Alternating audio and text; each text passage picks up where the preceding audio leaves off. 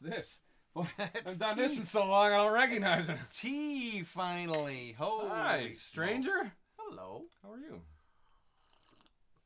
Well, you know, I've been up and I've been down. I've been back and I've been forth. Yes, we've all been there and back again, as the Hobbit said. We've been busy. Yeah. Oh, yeah. I went home for a minute. Uh-huh. Then we both had Irish Fair. Mm-hmm. You had Irish Fair more than some. I had a lot of Irish Fair. Then I had other festivals after that. And then done. some touring. Then I was sick. And then it was just. Here we are. And then here we are. We're finally here. Well, it's good to have you back. It's almost October. I mean, it's almost Halloween. It is an absolute soft day outside today. It's between a soft day and a high stool day, I would say. It is a perfect weather. Northern Irish weather, I think. Well, tea with the lads. If you haven't ever been here before, and for some reason we've popped up on your feed, this is the tea, and we're the lads. Hello, he's Leslie. And this is Adam. and we get together quite regularly. We used to say every week, but then we've had we had a gap. We had a gap for a reason. We knew it was coming, but we had a gap, and then we'll see how we go for the rest of the year. I think this is episode 28. Okay, all right. But it's I think we're rolling pretty good. Rapidly approaching 30. I wish I was 30 again, man. The salad days. I wish I was 30 again. But I'll tell you what, I haven't had a good cup of tea since I last saw you. I'll bet you haven't.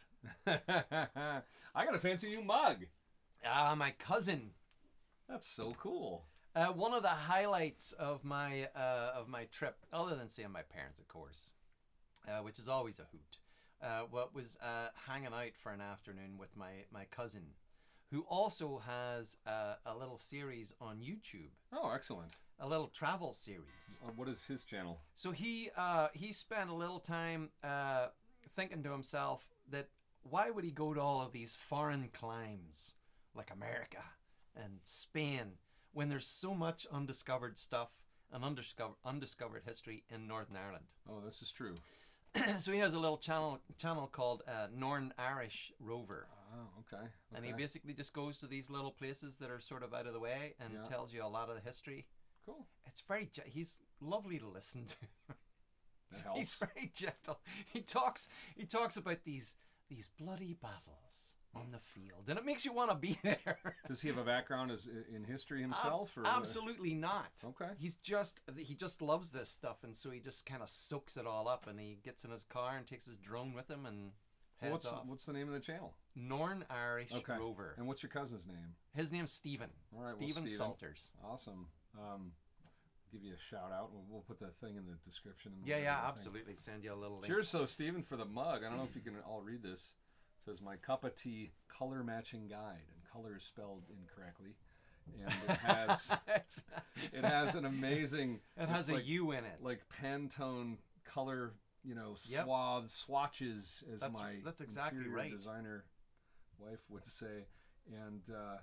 It looks like I'm somewhere in between classic British and Builder's Brew. Seems fine to me. You should be able to stand a screwdriver up in. Seems fine to me. You can also tell just by that description which side of the border that it was purchased on. It's uniquely really that way. Uniquely north.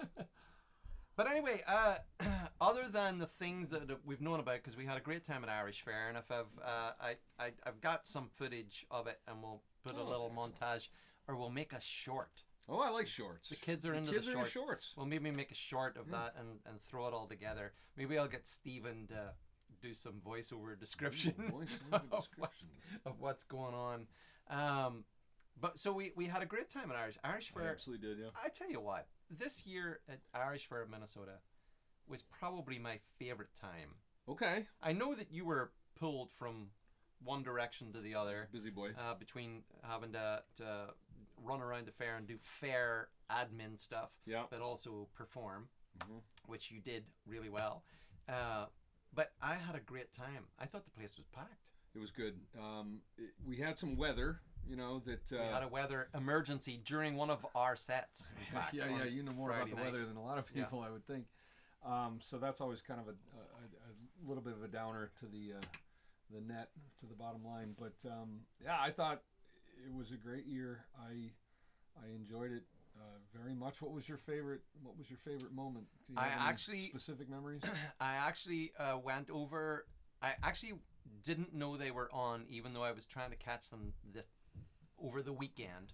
But I went over to the Galway tent on Saturday because I was going to be playing there on Sunday. Okay. And I wanted to see the layout. You were reconning it. And Doolin were playing. Oh, okay. Yeah. And they were built for that tent. Okay. They had the place just absolutely jumping.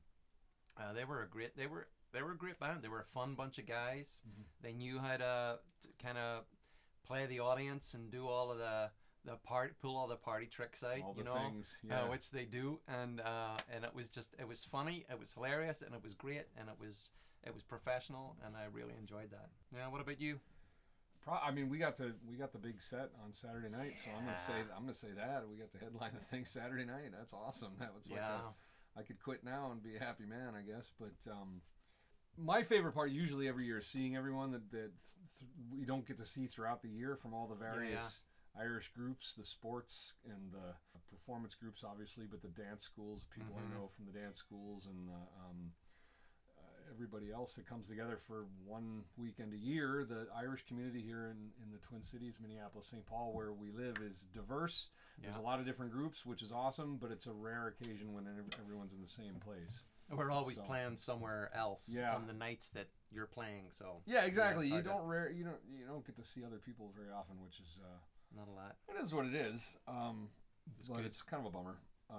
And it was fun seeing people and catching up for the limited time I had. I had a good time. A lot of crack in the hotel bar afterwards. I didn't go. I didn't go to the hotel. Yeah. And I think if we're back at it next year, I'm gonna plan to stay the weekend. I think, that's the way to go.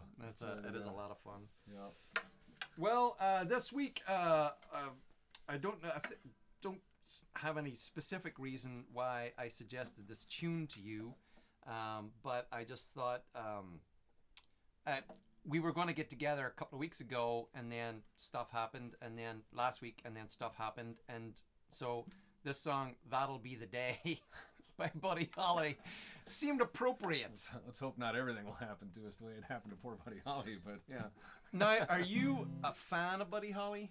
I wouldn't say that I would be super into that era of music. I probably am more interested in the history of early rock and roll and the stories and the dates and the times and the places than I am in the actual music itself. Yeah, sure. Because it's kind of, I mean, it's fun, but it's kind of simple. And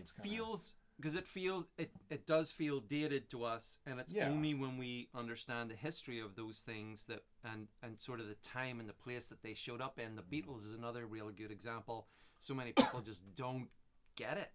Right. But if you were around in 1964, you certainly got it. Exactly. And it's the same with Buddy. And I love those songs because they are simple. I mean, they are, they're very pure pop. Mm-hmm. The reason they work is because you hear it once and you could be whistling it on your way home or singing the chorus. And simple isn't meant to be a put down. No, absolutely not. The structure of it is, straightforward and very direct and uncomplicated. It's uncomplicated, and there's a charm to that, and that's great. And he is, of course, a rock legend and deserves every bit of fame that he achieved and every bit of recognition that he achieved. But because he's definitely one of the puzzle pieces of what makes rock and roll. Yeah. What has made it what it is. So I don't know a huge amount about him. Obviously, everyone talks about he was on his way to Fargo in the airplane, 1959, and obviously the plane crashed, and that's when we lost him. So that's kind of the connection to Minnesota. Mm-hmm. But his career was 2 and a bit years long. Right. Yeah. Right. It was a meteoric rise, and then he was gone. He the song we're going to sing for you was essentially his first proper single, certainly the first hit single, and that came out under the Crickets, under the name The Crickets, and that was May 57. So, less than 2 years later, he was gone. Right. With, 25, 26, 27 hit singles in there. And a young wife and I think a kid. It's a young wife sad story, but who lost her kid. For those of you that don't know the story, and I'd be a little bit surprised if you didn't. He had just got married in New York. He was feeling a little despondent. I think he'd lost the crickets, or at least his close kind of cricket pals, and didn't really kind of know what to do, and had a baby on the way, and so really felt like he had to do this winter tour to help pay the bills, and it was badly organized. The bus kept breaking down. It was freezing. It is freezing here in the winter time. And so after playing the Silver Dome in Iowa, he decided that they would charter a plane and fly to the next gig instead of going on the bus, and the bus was freezing. The heater had broken, and we lost Richie Valens, we lost the Big Bopper, and we lost Buddy Holly, all in that crash then. Just presumably bad weather. Yeah, I think so. I remember reading about that a long time ago because I like airplanes and stuff like that. And bad weather. Pilot, I think, was not rated for weather, for instrument flying. Oh, gosh. Which you needed to have when you're taking off at night in a blizzard. Small airplane, a couple 100 feet off the ground, one little gust of wind in a small airplane. And you're done. That's all that done. It takes.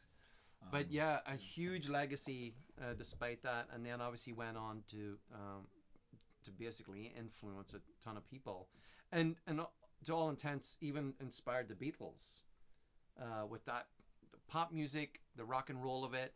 There's country music in there, there's gospel music in there, there's all of that sort of early rock and roll.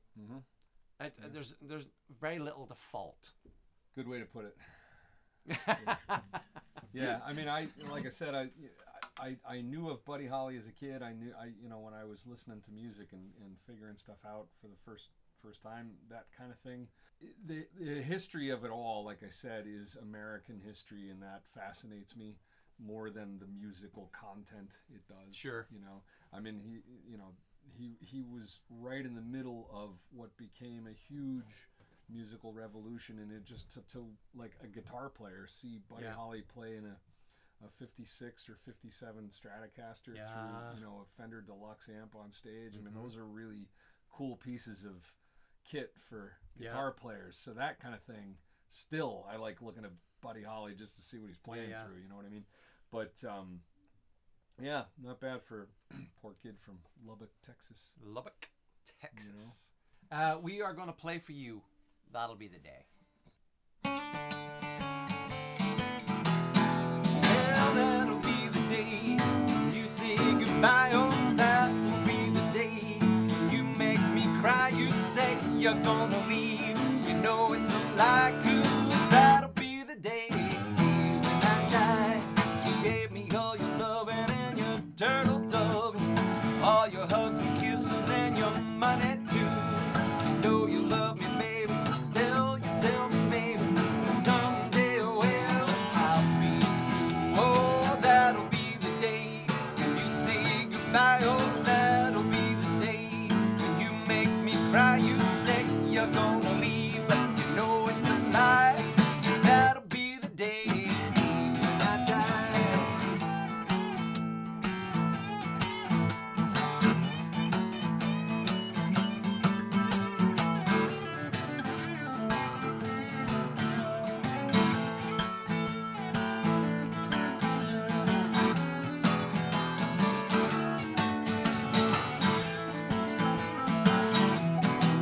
Well, that'll be the day when you say goodbye. Oh, that'll be the day when you make me cry. You say you're gonna leave. You know it's a lie, 'cause that'll be the day when I die. Cupid shot a dart, he shot it at your heart. And if we ever part, then I'll leave you.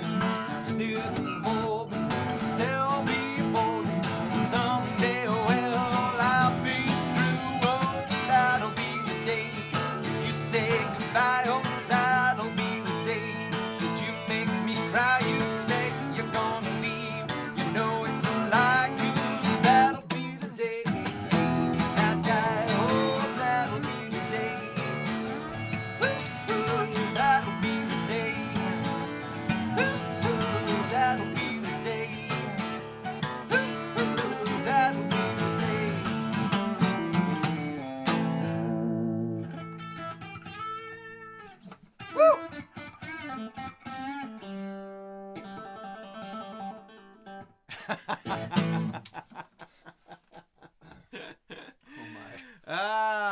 Cheers. Welcome back. Welcome back. Welcome back to the channel. We've missed you, guys. We've missed you. Hopefully you learned a little bit about Buddy Holly. You caught up with our dealings and whereabouts and who we are, and we'll presume we'll see you next time. We hope we're still in your feed. Let us know. Say hi. What should we play? Give us some suggestions. All that good stuff. Let's chat. It's always useful. Connect. And then do that little subscribe thing, the little thumbs up, and the ding-a-ling-ding bell, and connect with us. And thanks for hanging out. Thanks, Cheers. everybody. Cheers. Oh. Woo!